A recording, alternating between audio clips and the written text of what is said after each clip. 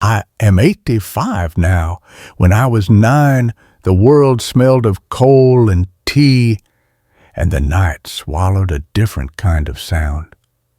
There is one night I can still hear, not because of any noise it made, but because of how the house held its breath afterward. The kettle on our High Street flat had always whistled like a metronome. That night its whistle cut off mid-note, and the silence that fell was not empty. It settled into the corners, into the doily tin, into the seams of my jumper. I kept a secret for most of my life, a small, heavy thing I thought I could tuck away and carry without anyone noticing. I was 9 when it began. I learned then to read the house by sound, which stair creaked twice, which window sighed in the wind, the exact cadence of Granddad's footsteps as he came home from the pub. I made rules: never wash the doily where anyone could see, keep the kettle boiling long enough that steam hid my face, answer only with a soft, "Yes, Granddad." I thought silence would keep us whole. I thought hiding would keep us safe. I was wrong. Content warning: this story contains references to child abuse and family trauma. If this may affect you, please check the support links in the description before you continue. If you're watching on your phone at your kitchen table, on a late break at work, or tucked up in bed wherever you are in the UK, please know there are links in the description with support and helplines. If this touches something inside you, pause and write down the name of one person you could trust. That small list is the beginning of a map. I remember that flat like a piece of cloth roughly stitched together from small lives. A narrow kitchen that always smelled of coal and tea. A tiny sitting room with a coal fire that coughed in the mornings. We lived above the shop on the High Street. The shop kept its lights on all day, and the radio hummed so the day wouldn't lose its rhythm. Mum worked the market on Saturdays. She wrapped things in brown paper and tied them with string. Her hands knew how to mend. She could take something torn and make it whole again. She kept a little knitted doily folded inside a dented tin. The smell of lavender from it follows me even now. My brother slept by the window. I slept on a pallet on the floor. At night, I would look at the ceiling and count the tiles like a metronome so I wouldn't lose my place. Granddad lived a few doors away, but he was often at our flat. He wore a flat cap and a coat with threadbare elbows, and he carried stories of the war. When he smiled, the pub seemed to smile with him. He would bring sweets on Saturdays and sometimes leave an extra coin. In those days, small change could buy a treat. Those little kindnesses were like a blanket in winter. I learned that favors can be a kind of quiet debt that makes you hold on. Tea was ritual. Mum boiled the kettle 3 times a day and always said, "Tea sorts a lot out." We had our enamel mugs and sat around the chipped kitchen table. She would press her hand to my forehead and ask, "Are you all right, Duck?" I would nod and fold my answers down until they were small. Outside, the High Street had a red post box, the smell of frying from the chip shop, and Mrs. Harris waving from her window. The greengrocer called out names as he weighed apples. The church bell on Sundays made the day feel a little larger. Neighbors lent sugar and borrowed coal when the scuttle ran dry. All that order made fear seem like someone else's story, not ours. Yet the house had its quiet corners, a corridor that swallowed sound, a back door that stuck in wet weather, shadows where the light didn't reach. Granddad liked the early hours. He'd come in late from the pub. Sometimes he'd sit very close while we listened to the wireless. Sometimes his hand would rest a fraction too long on the back of a chair. At first, these things felt odd or wrong note in a familiar tune. Then came looks that made the milk in the pan curdle. Jokes that sounded like questions. Touches that felt like promises I hadn't agreed to. I learned to hold my breath until the kettle stopped singing. I started to count the tiles on the ceiling to keep myself from floating away. I blamed myself. Children do that. They load the world's blame into their own pockets so it feels lighter. I told myself rules that I thought would keep us safe. Don't wash the doily where anyone might see. Let the steam from the kettle hide my face when I needed to. Answer Granddad only with a tiny, "Yes, Granddad." Those rules were a thin armor. I thought they would keep us intact. Mom noticed. She put her hand to my brow and looked at me with a face that was a question waiting for an answer. She jotted notes into a small notebook and folded them into the doily tin, a little ledger of quiet suspicions. She had work and neighbors and the burden of making ends meet. She mended coats and smiled at the shopkeeper. She tried to keep the day's rhythm. From the street, our house looked ordinary. People passed and greeted each other. The paper seller folded his papers. The shops hummed. But inside, the small sounds gathered.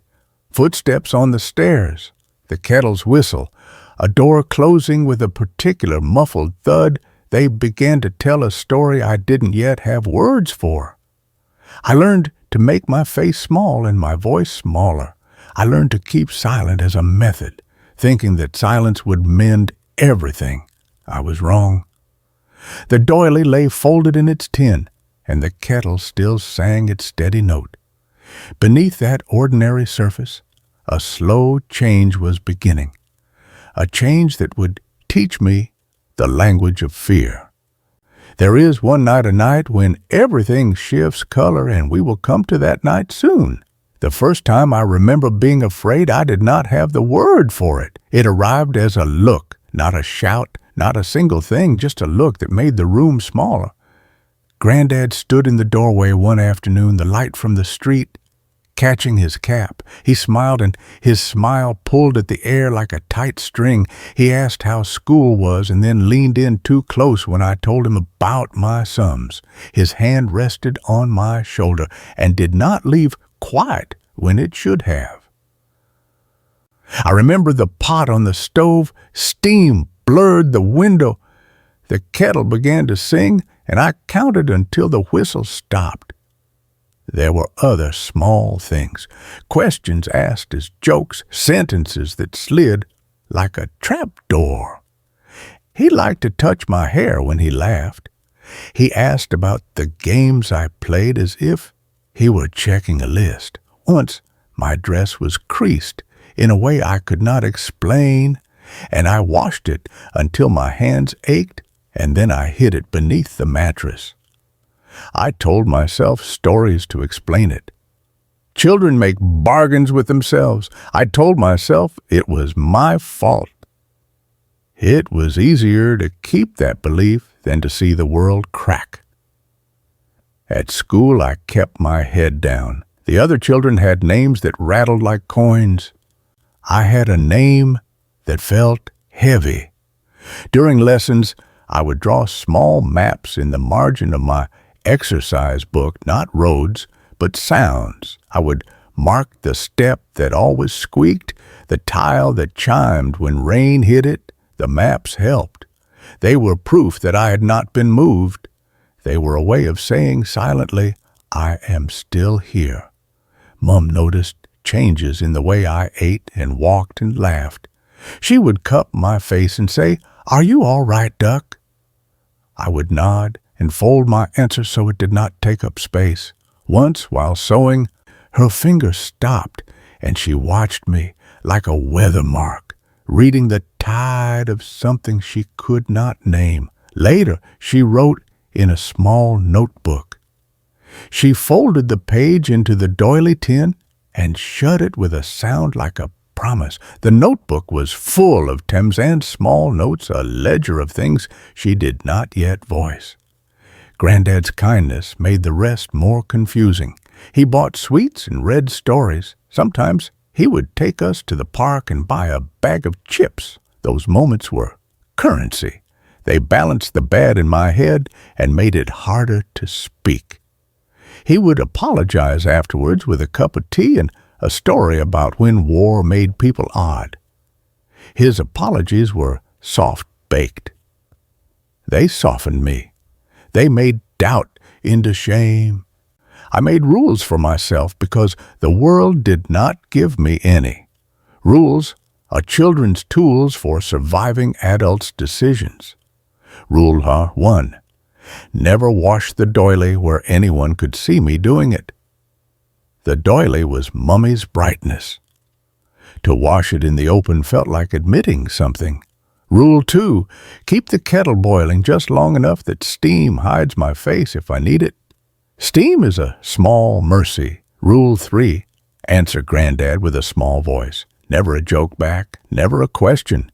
If he asked anything, say, "Yes, Granddad?" and then look at the teacup. Those rules were small rituals of control. They were not brave. They were practical. They were the difference between getting through the hour and not. I hid the scarf Mum had knitted in my pocket on bad days and breathed it in when my throat tightened. The scarf smelled of soap and yarn and safety. It became a private altar.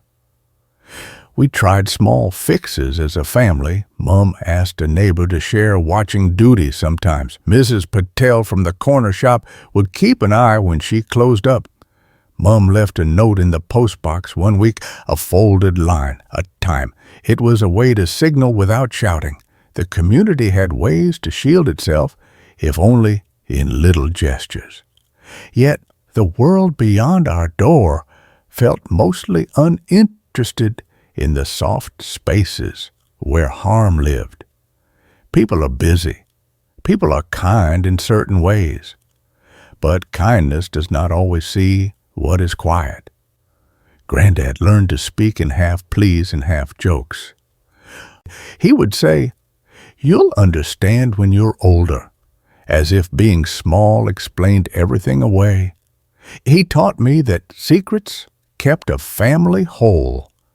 He taught me that telling could break people. These lessons tightened around me. I began to mistrust my anger. Anger felt like a dangerous animal that could be fed or starved. Mostly, I fed silence. Night times were the worst. Nights have their own geography. The house rearranged itself into passages for certain feet. I learned which cupboard the kettle's sound carried from. I knew when the back door stuck in the rain and which neighbor's radio would cover a shout. I practiced stillness like a discipline. I learned to make my hands forget how to reach. There were also moments that did not fit the pattern. Mornings when Granddad brought a newspaper and sat on the step and pretended to teach me the letters, or evenings when Mum would hum while she darned socks. Those flashes of ordinary kindness were like the sun in winter. They warmed and they confused. They made the map crooked. By then, Mum's notebook had more entries. She started to write times down with a steadiness that made me feel less alone. She would fold the page, press her thumb, and then tuck it away. Once she knocked on a neighbor's door and stayed to talk while I chewed the crust of my bread. I watched from the window and tried to read her face for answers. Her mouth in that doorway was brave in a soft way. It gave me a little ballast. Still, the small betrayals kept arriving. They stacked like plates I could not lift. I counted them in the margins. Day 1, day 5, day 12. Counting made me feel like there was a ledger somewhere that I controlled. It was not control in the proper sense. It was a kind of record-keeping for a child. Proof that I had been present. proof that the world had not erased me. And then, as those small things collected, a change began to sharpen, not an event, not yet, but a tilt. The house, which had hummed with ordinary sound, began to hold a different note. It was as if the kettle had altered its tune. We had not reached the night that would change everything, but the air was thin with meaning now, and I could feel the house preparing to tell us what it knew. What follows is not a single dramatic moment. It is an accumulation, a slow arithmetic of pressure. At first, Granddad's gestures were easy to fold into the ordinary. He would buy sweets on a Saturday. He would hum as he walked. Those small civilities became a kind of currency. They created moments in which it felt unkind to speak. When kindness arrives with expectation, it can be a chain. He learned how to apologize well. He apologized with a cup of tea and a story about the war. He apologized with a patience that smelled of pipe smoke. The apologies made me doubt my anger. They turned it into shame. If someone gives and then asks, "Who wants to say no?" he used language that taught me to fold silence into love. "You'll understand when you're older," he said, as if age solved things. He called me Duck in that soft way, and then asked me about my games as if taking notes. He would take my hand in his in a way that became part of a pattern. Patterns make the world predictable. Prediction makes it easier to bear the unthinkable. I learned the shape of his phrases, the cadence of his laughter, the moments that would follow a smile. Outside, the high street carried on.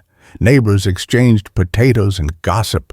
The greengrocer called weight and price. From the pavement, everything looked ordinary. Inside, small betrayals kept arriving. They were cumulative. Each one was small. Together, they were a load. I counted them in the margins of my homework. Day 1, day 5, day 12. Counting made me feel less erased. It made me a witness to myself. Mom noticed the small changes before I could name them.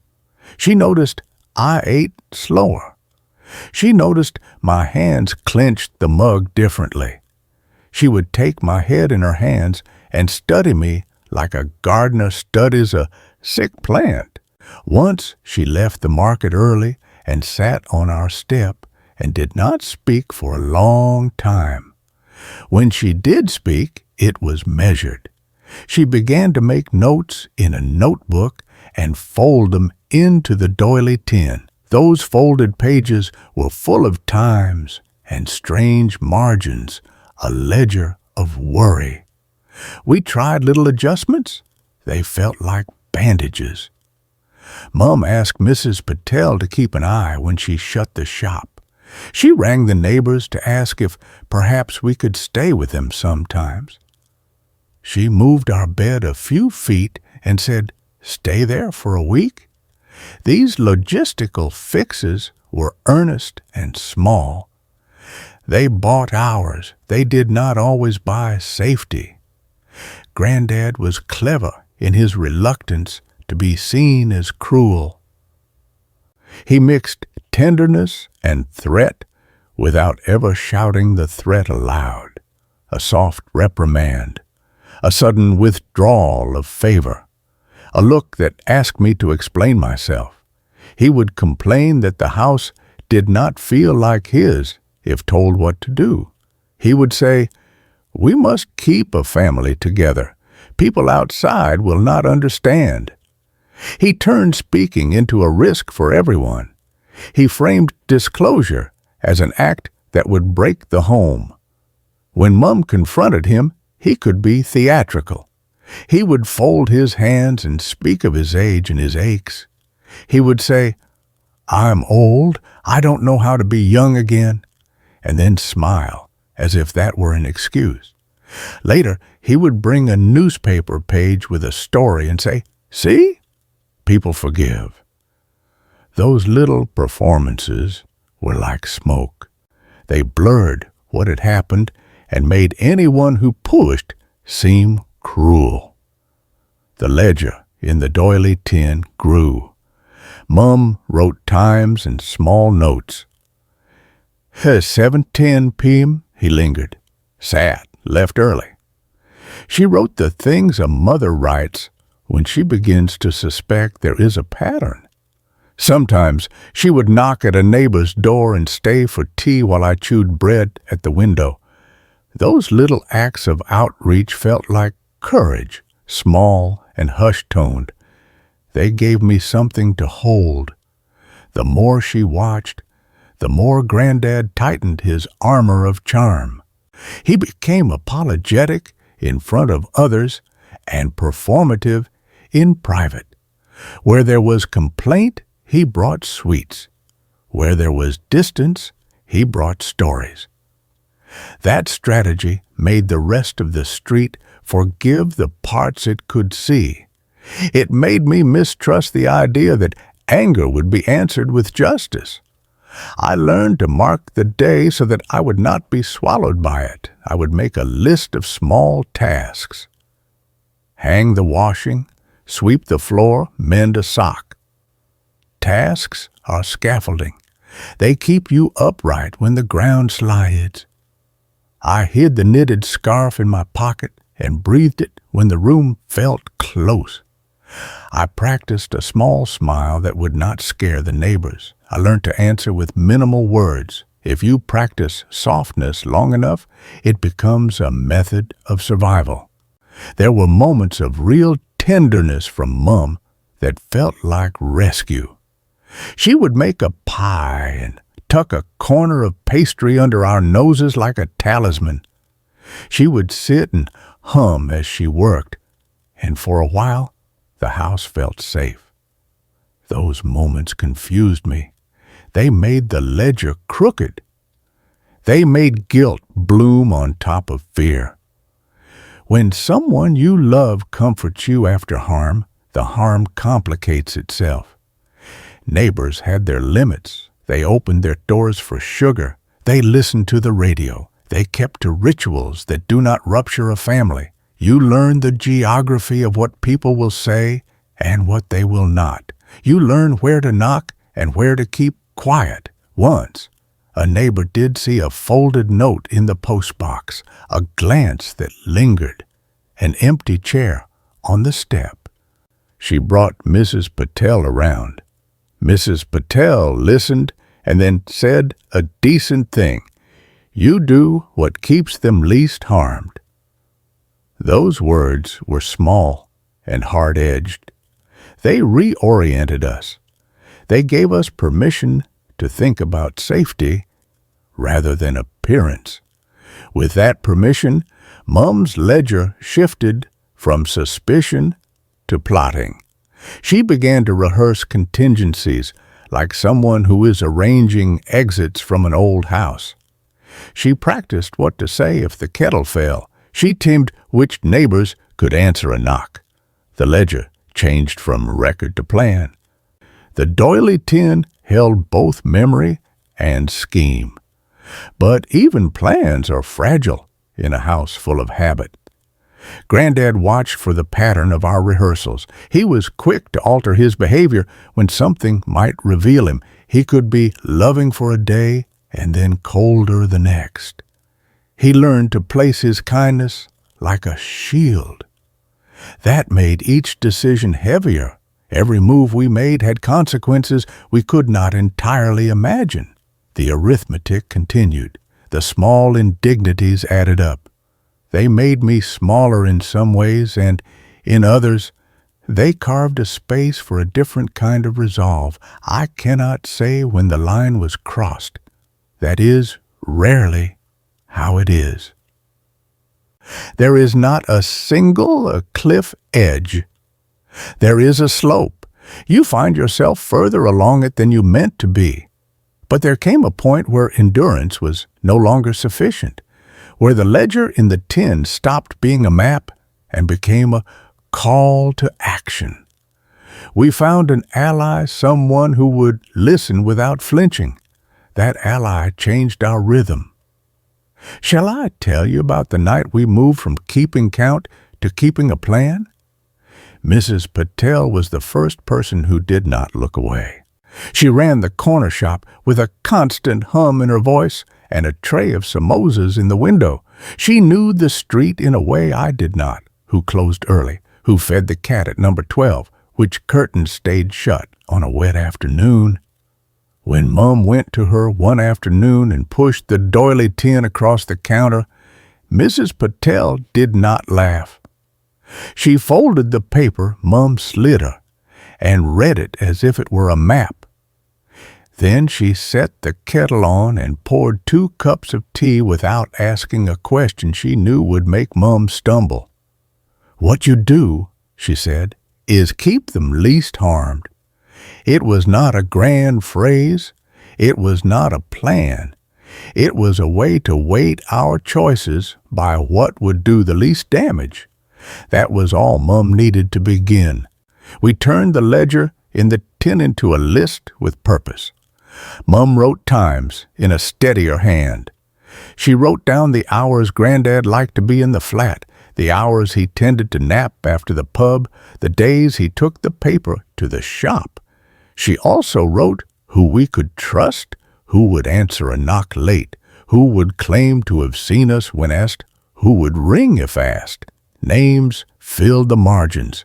Mrs. Patel, Mr. Collins next door, a young fella who worked at the post office. The list looked ugly and clean at once. We practiced like a pair of actors rehearsing one small scene. Mum taught us phrases to say if a neighbor asked. She showed us how to fold a note and push it under the felt of the post box at the church so that the right person might find it. We timed a knock on the outer door. We practiced where to put the scarf so it would look like a left-it accident but would mean something to someone who knew to look. On a Tuesday, Mum left a tiny folded strip in the post box. The red paint on the box was chipped. She put the note between 2 others and walked back to the market as if nothing had happened. Mrs. Patel took it when she passed later and passed it on with a look. That look was little armor. We ran drills. I would sit on the stairs and watch the street with the scarf hidden in my pocket. My brother and I practiced being noisy in one room while Mum slipped out another way. We learned which neighbor watched the television window and which one came to the door at the sight of a certain face. We learned to call for help in such a way that it would sound ordinary to anyone overhearing. Mum taught us the cadence for, "Oh, help, can you pop in?" So it would not alarm the wrong ears, but would mean everything to the right ones. The plan was never to make grand gestures. It was to carve out a wedge, a gap in routine large enough to allow us to breathe. We were not heroes. We were people counting on neighbors who were not strangers. The high street was not a place for secrets to stretch forever. Its thin community would notice a change. We used that notice like a tool. There were nights we rehearsed until our voices were hoarse. We walked through the house in the dark, learning the echo of each step. Mum practiced leaving a cup of tea cooling on the sink as if she had been called away. And then she would go down the street to Mrs. Patel's and sit a little while, ears tuned. Mr. Collins would make a show of coming home late and then linger on our stoop as if he had lost his keys. It felt like a theater piece in which everyone understood their small parts. Granddad noticed the small shifts. He would grumble at new habits and then perform even more kindness to smooth over a day. He would bring a new tin of biscuits and put it on the table like a peace offering. Those tins became tokens, and the tokens made it harder to name the harm. But the wedge worked in one fundamental way. It created space. Space to breathe, space to think, space to ask for help. The night we chose to test the plan, the weather turned. It rained all afternoon. The high street shone with puddles that mirrored the neon of the chip shop. Mom tied her scarf carefully, the one she had knitted the winter after Father left, and taught me how to fold my hands so they did not make noise. She put the doily back in the tin. Since it was part of the performance, everything had to look ordinary. She left a note in the postbox and then took an extra hour at the stall, so there would be a late morning face who might be able to interrupt things if needed. I sat on the stairs with my brother and counted the tiles in the kitchen. Counted to keep myself from floating away. Granddad came in later than usual. He came in the wet smell of the pub and the smell of his coat. He hummed as he unbuttoned his cap. He sat. He told one of the stories he kept in his pocket. For a moment, the house was tuned to an ordinary chord. Then he began a sentence that I knew would bend the evening. Everything before that night had taught me a new grammar. I had a look, a silence, a phrase to say. We had tested a knock that was to sound accidental. We had a neighbor time to appear. We had a lad from the post office who would pass by with a pile of letters.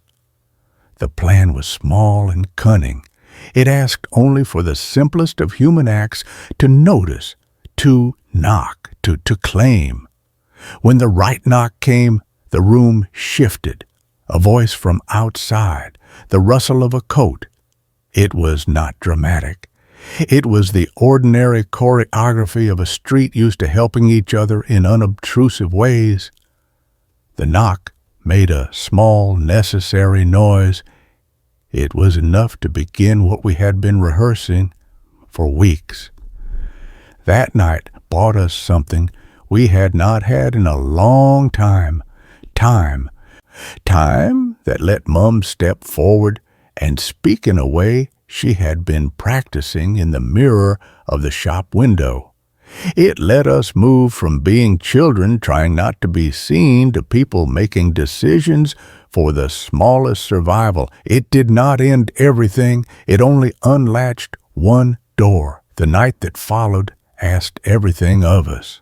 That night, everything shrank to a single decision. Rain had been hammering the windows all afternoon, turning the high street into a row of reflections. Mum tied her scarf with the same hands that had always mended jackets. She looked at us in a way that was both fierce and quietly broken. I remember the motion of her fingers as she folded the doily into the tin and pressed the lid down as if she was sealing more than cloth. Granddad came home smelling of the pub and wet coal. He hummed a song that used to mean nothing worse than a tune to sleep by. For a while, he told one of his war stories. There was the ordinary rise and fall of him, the ordinary comfort that made it harder to name the bad. Then the sentence shifted. It was an exchange we had rehearsed 1,000 times. In small ways, the air leaned toward the thing he always did that made my mouth dry. Mum moved with a new steadiness. She had chosen the line she would say. She had practiced it quietly, like prayer. "Not in this house," she said. And the words dropped into the kitchen with a sound heavier than the rain. For a beat, the room held itself, as if the house, too, were waiting to see whether the usual pattern would continue.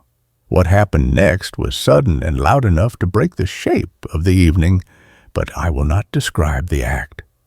There is no need. The effect is what matters. A noise, the kettle falling silent, a long, sharp silence that felt like a hand on the back of the throat. The aftermath of that instant rearranged the room and the way our bodies sat inside it. It left a map of where people had stood and how they had moved. It left a silence that carried the weight of what had been done.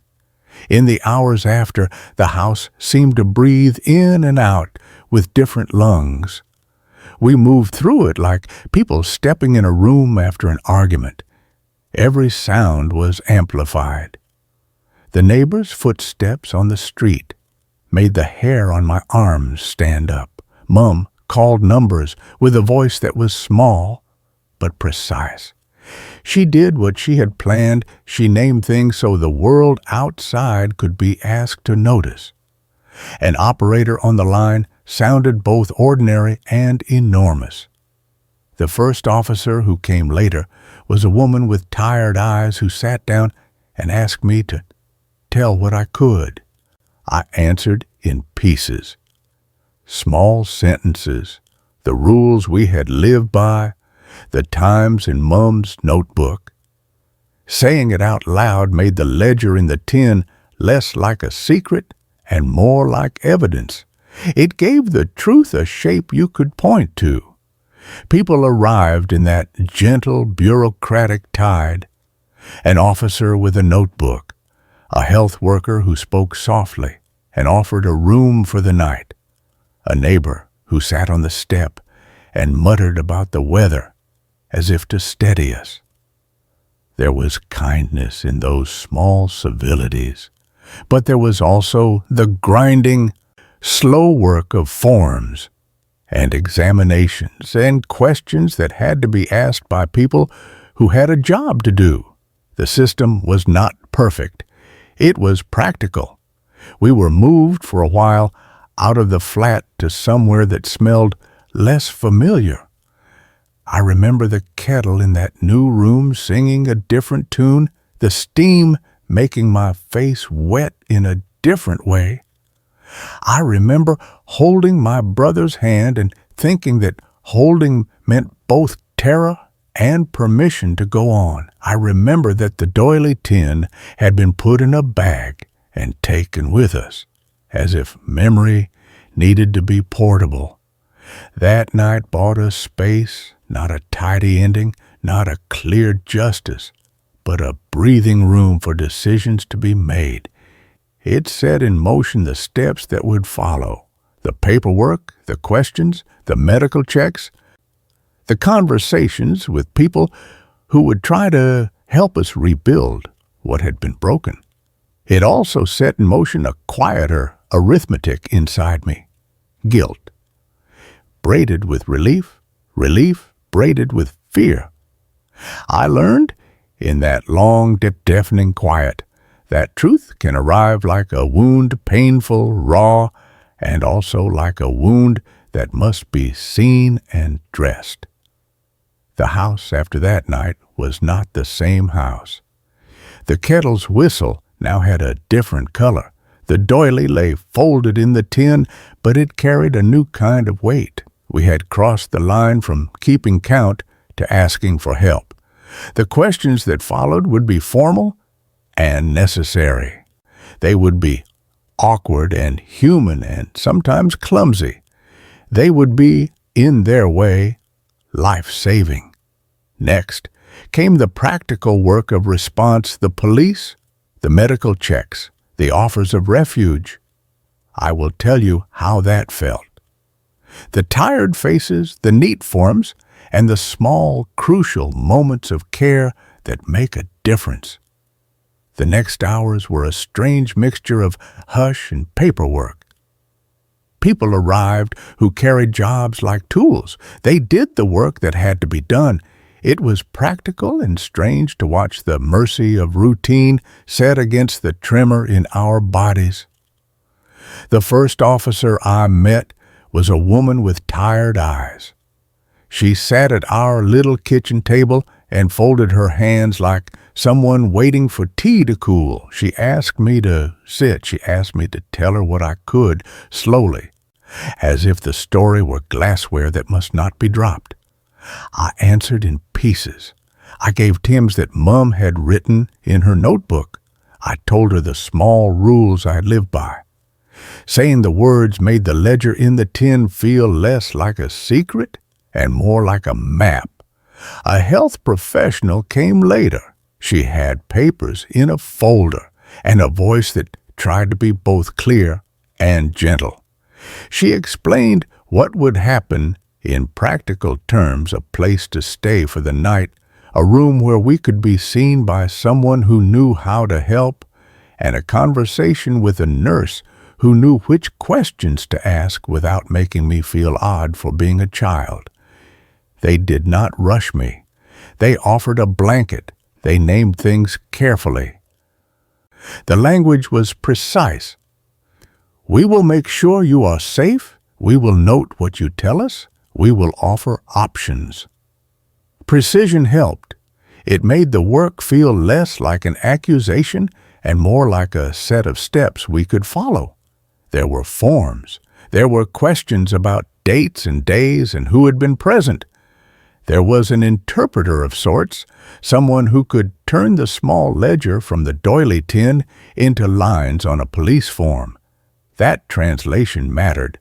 It gave adults outside the house something they could look at and act on. It made the private visible in a way the law understands. I will not pretend it was clean.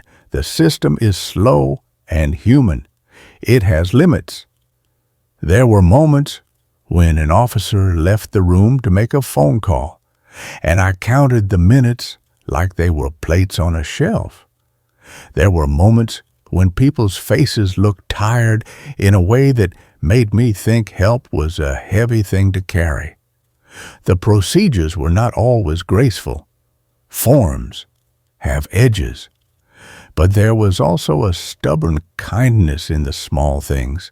A hot drink handed over, a nurse who sat with me while I trembled, a woman from social services who showed us where to go if we needed shelter. We were offered temporary accommodation for the night. It was not like home. It smelled of a different kettle and hospital-clean detergent, but it felt less dangerous. I remember the steam in that room and how it made my cheeks wet, and how holding my brother's hand made both terror and permission possible at the same time. The doily tin came with us. Mum placed it on the small bedside table, as if memory needed company. Neighbors played their part in practical ways. Mr. Collins from next door made a show of bringing in coal. Miss Patel came with a parcel of samosas wrapped in foil and would not ask questions she did not need to ask. The high street had its own invisible lines of help. A knock on the right door could mean the difference between being trapped and being seen. Those small acts of intervention were not theatrical. They were ordinary and therefore effective. We had to undergo medical checks. The nurse explained each step before it happened. She told me what would be looked at and why. She used words that were gentle and direct. I was reminded that care is also a set of practices: a warm blanket, a clothed arm around a shoulder, a clear explanation. The health people offered both practical help and an anchor of authority.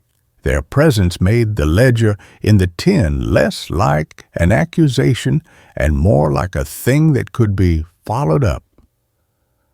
There were conversations about social services and what could be done next. People in uniforms and people in plain clothes spoke of child protection plans and temporary moves. They showed documents and options. There were questions about where we might stay if it was not safe to return.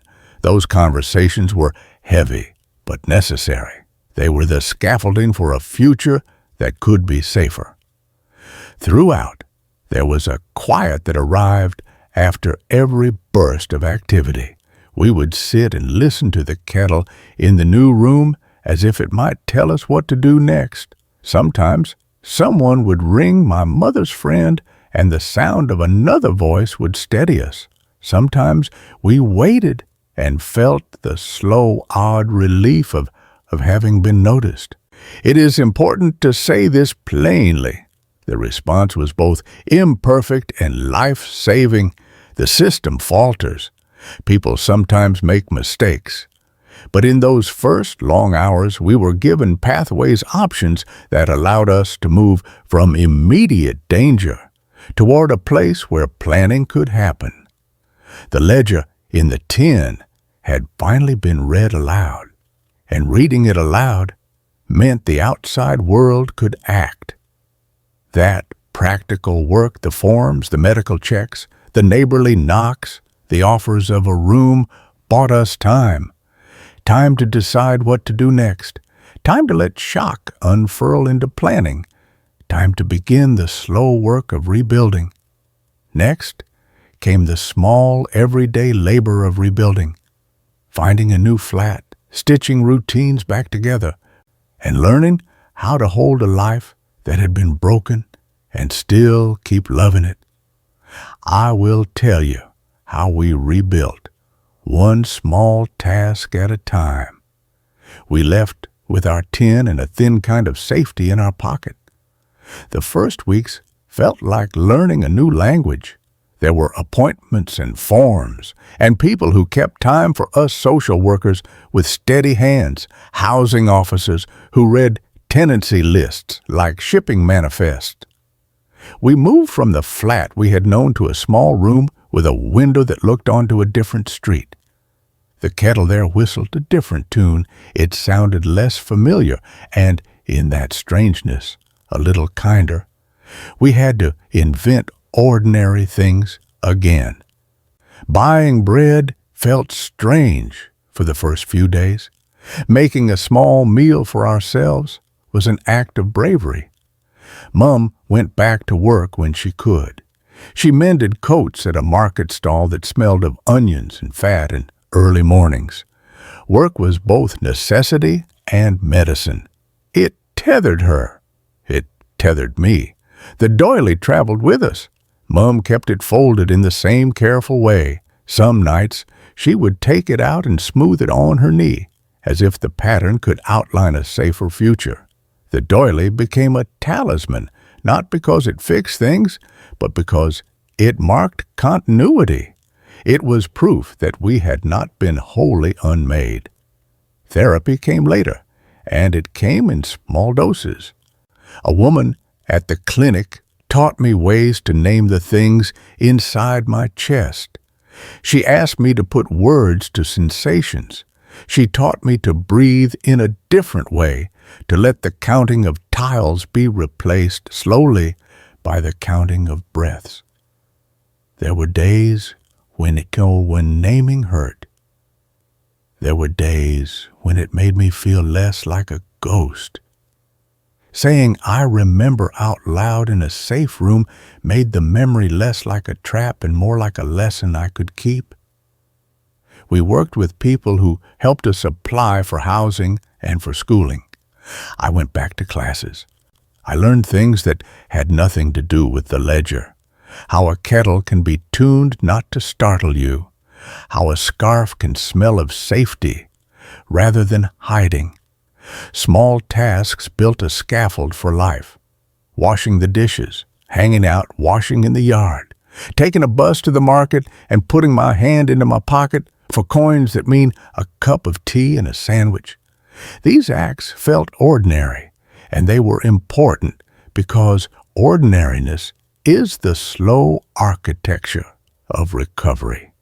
Guilt arrived at odd times. Relief came in others. I would feel both in the same breath relief that we were not under immediate danger, guilt that we had caused trouble for other people, guilt that my brother and I had to carry the small consequences of a plan that had risked more than we understood then. Mom laughed sometimes and later would cry alone. Tears are not always dramatic. Many of them are small and private, washed down in the kitchen sink while someone else was out. Neighbors helped in practical ways. Mr. Collins left coal at our door one morning and pretended it was an accident. Mrs. Patel would slip an extra bag of spuds into our parcel and would not ask why. The post office lad who once passed letters on cue would smile and make room on the bus. Small acts like these make a network a kind of soft net that can sometimes catch people when they fall.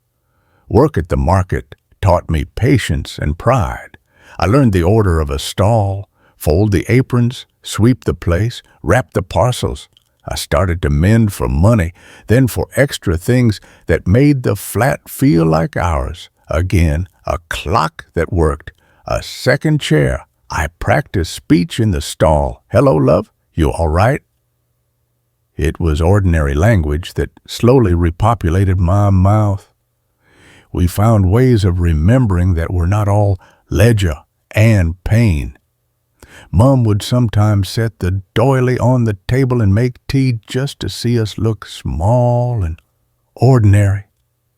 We would tell stories of silly things, a cat that stole sausages, a rainstorm that flooded someone's shop earlier that year.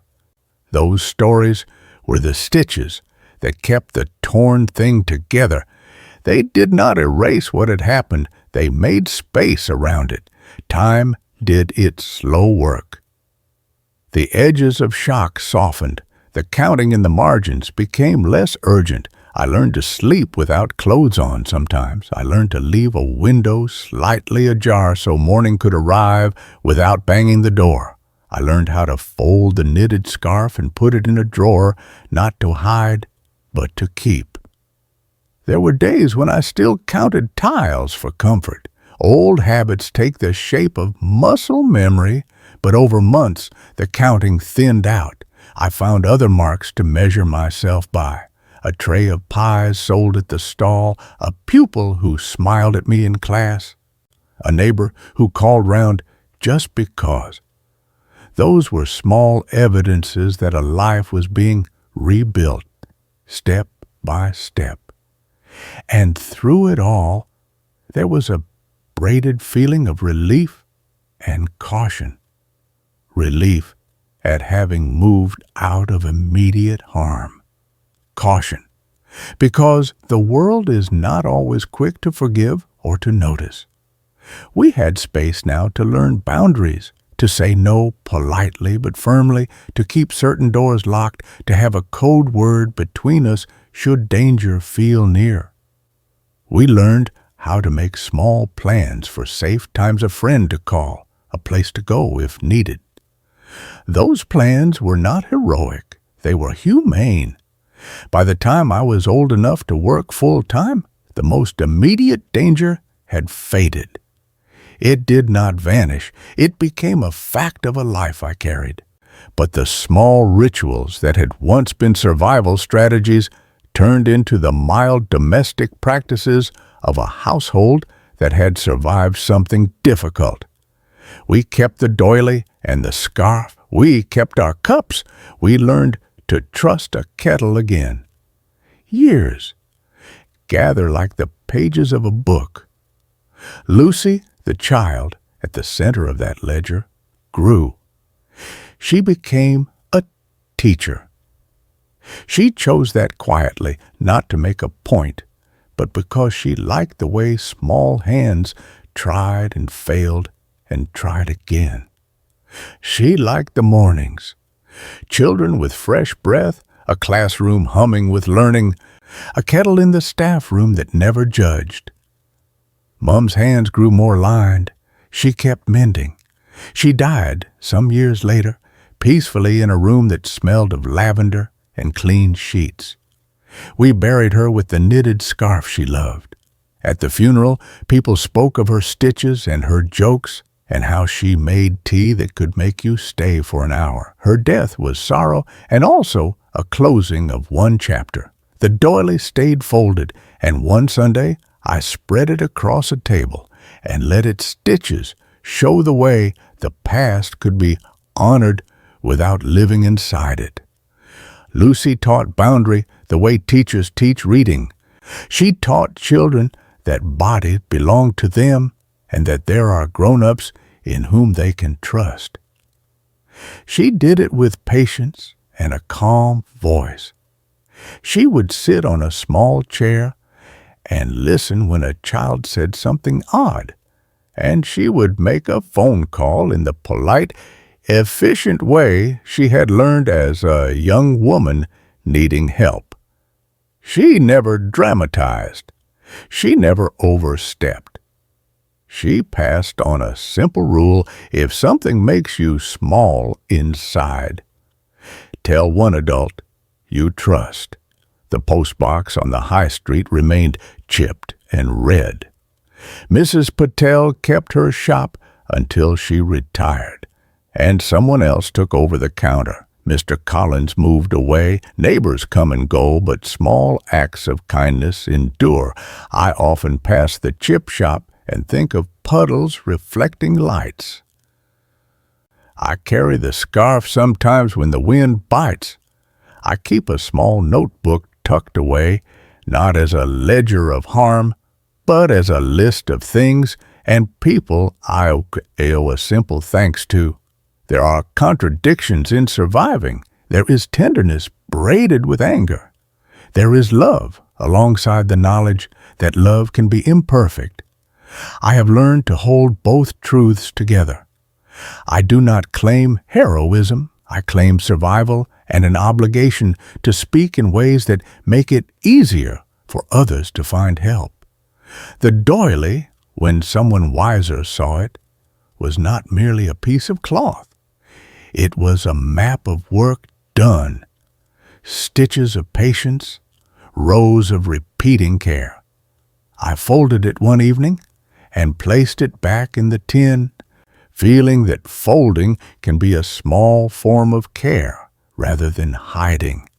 I passed it on years later to a niece and told her it was a thing that remembers how we loved and how we learned to be brave in ordinary ways.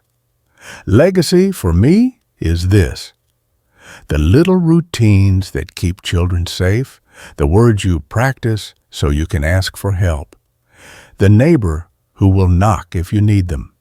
That is what I would like left behind: practical, quiet things that make staying alive possible. I am 85 now. I say that at the start because age changes the way memory sits inside you. It softens edges and makes certain lessons clearer. I tell this story not for spectacle, but because promises must be kept. I promised long ago that if I could hold my secret without breaking anyone, I would keep it. I also promised that one day I would speak so that small people might be seen sooner than I was. If you're listening in the UK, links to Samaritans, NSPCC, and the Domestic Abuse Helpline are in the description. If you are elsewhere, please look up local support. There is help. If this story touches you, one small practical step: write down the name of one person you trust. Keep it somewhere safe. Second step: plan 1 hour this week where you are not alone. Leave that plan in a place only you can find. I do not ask you to judge the choices we made. I ask you to notice the small things. Notice the boiling kettle. Notice the folded scarf. Notice the chipped postbox. These are the signs. They tell you where people live inside a place. If this story has made you think of your own quiet ledger, type "I remember" and one small boundary you will keep this week. Say it in the comments if you wish. If you would prefer private help, please use the helplines. Saying it out loud is not the same as undoing the past, but it makes a small room of breath. Survival is not a straight line. It is a series of small tasks done again and again. That is the work. That is what keeps a child safe. It is neighbors and notes and rehearsed knocks and the bravery of ordinary people. It is also the kindness of strangers who bring coal and samosas and who will sit with you while the kettle cools. Thank you for listening. Thank you for holding this small weather with me. The kettle will sing again in its own time. Until then, keep a light for someone you might not know yet.